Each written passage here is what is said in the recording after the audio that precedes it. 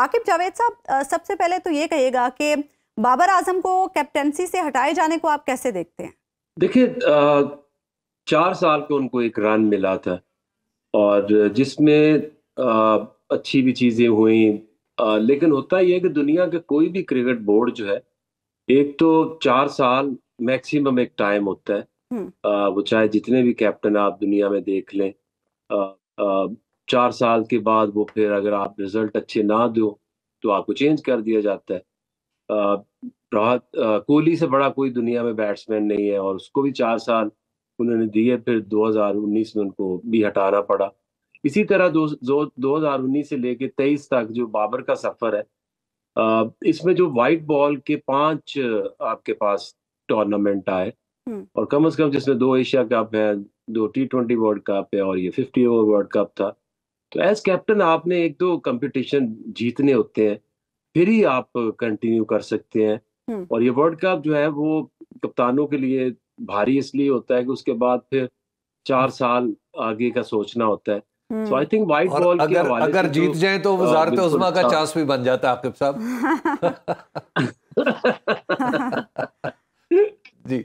अच्छा, क्योंकि देखिए आपने अच्छी बात की, आकिब साहब ये आपने बताइएगा अच्छी बात कि की। काफी दिन से जी जी। मैं इस बात का एतराफ करता हूं कि मुझे क्रिकेट की टेक्निकलिटीज का नहीं पता, लेकिन मैं सिर्फ एक कैप्टेंसी से हटाने से मुतल्लिक एक अर्ज करूं कि मुझे कुछ अर्सा पहले पता चला कि ये जो बाबर आजम साहब को कप्तानी से हटाने की कोशिश काफी पहले से थी।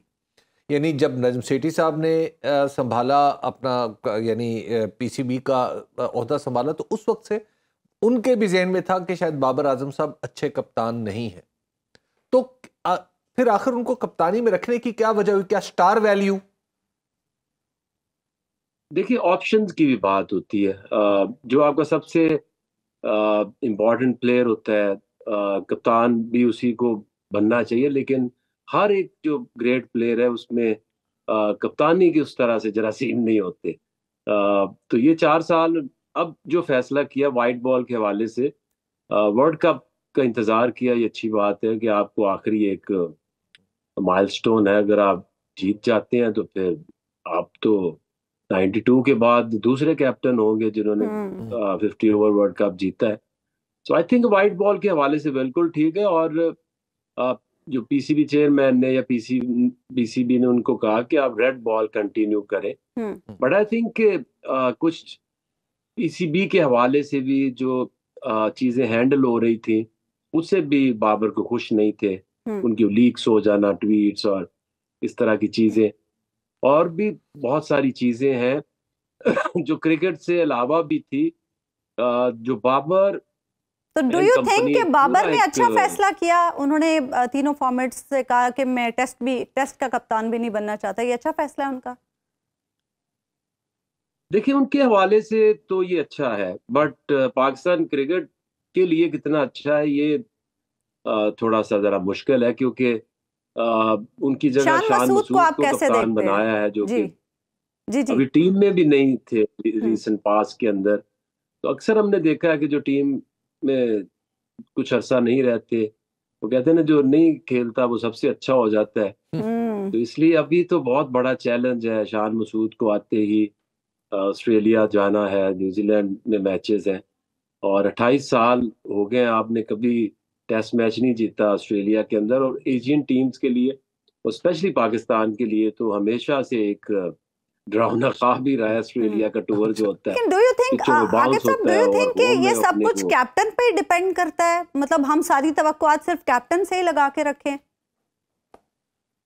देखिए एंड ऑफ द डे जो रिस्पॉन्सिबिलिटी है वो तो कैप्टन की है। अगर 92 में सिर्फ खान साहब को ही क्रेडिट दिया जाता है तो हम भी उस टीम में शामिल थे, तो याद तो उन्हीं को किया जाएगा। और जब आप इतने बड़े वर्ल्ड कप में जाते हैं, जब आपको एक एक 4 साल का टन्योर मिलता है, हम्म। तो कैप्टन ही होता है जो अपनी टीम बिल्ड करता है। सही। और बाबर को इसमें सपोर्ट भी किया गया। अभी आप रिसेंटली जब टीम जा रही थी तो इवन के जका अशरफ ने भी उनको कहा कि ये शादाब खान की देखिए परफॉर्मेंस अच्छी नहीं है, तो आप इनको क्यों वाइस कैप्टन हम बना के भेजें। हम्म। तो उन्होंने कहा जी देखें, मैं मेन प्लेयर है, मुझे आप अब मेरी टीम दें।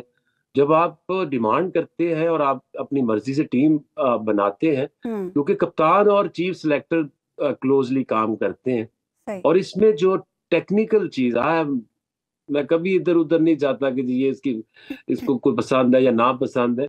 जो टेक्निकल खराबियां हुई उसमें एक तो टीम की जो कंपोजिशन है, वो नसीम शाह अनफिट हुए, इनको पता ही नहीं चला कि अब नसीम शाह की जगह नया बॉल कौन कराएगा। सारा वर्ल्ड कप इसी में गुजर गया।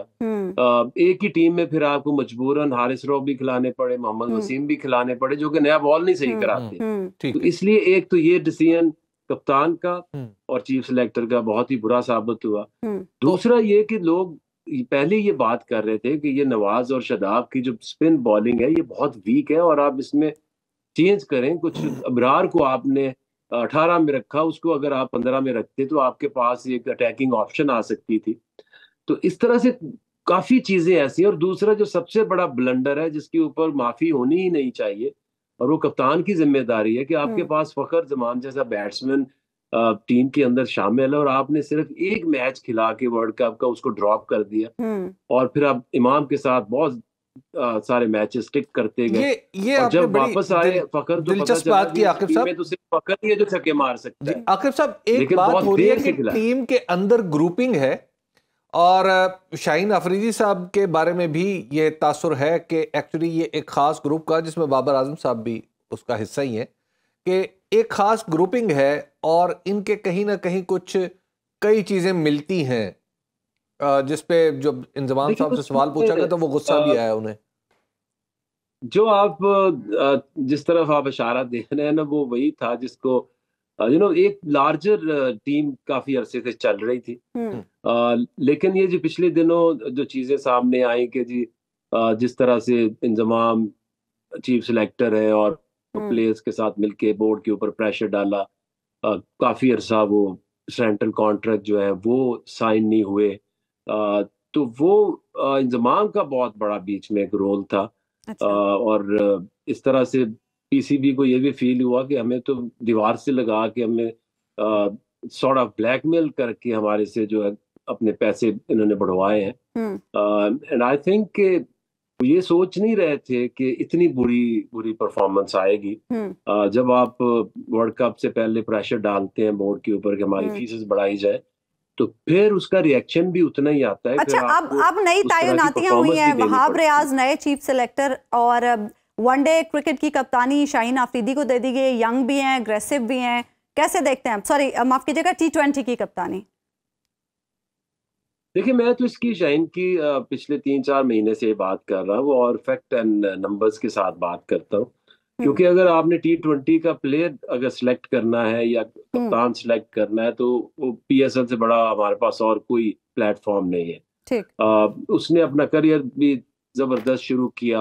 अब वो तीनों फॉर्मेट का आपका बेस्ट बॉलर है, और जो उसकी कप्तानी के हवाले से लाहौर कलंदर के पिछले 2 साल से कप्तान बने और दोनों दफा उन्होंने ट्रॉफी जिताई है। तो ये कप्तान जब अपनी जो लीडरशिप है उसके थ्रू जब सक्सेस उसको मिलती है, तो वही एक इंडिकेटर है कि वो एक अच्छा कप्तान हो सकता है। जिस तरह सरफराज की हम बात करते हैं, तो अंडर-19 वर्ल्ड कप उन्होंने जीता, फिर वेस्ट में काफी उन्होंने की कप्तानी, इसीलिए फिर चैंपियंस ट्रॉफी भी उन्होंने जीती। तो ये जीत भी जो है कप्तानों के साथ लिंक होती है उनकी सक्सेस के साथ। सुनो न्यूज का यूट्यूब चैनल ही आपकी खिदमत में बेलाग तबसरे और गैर जानिबदार तज्जिए लेकर आता है।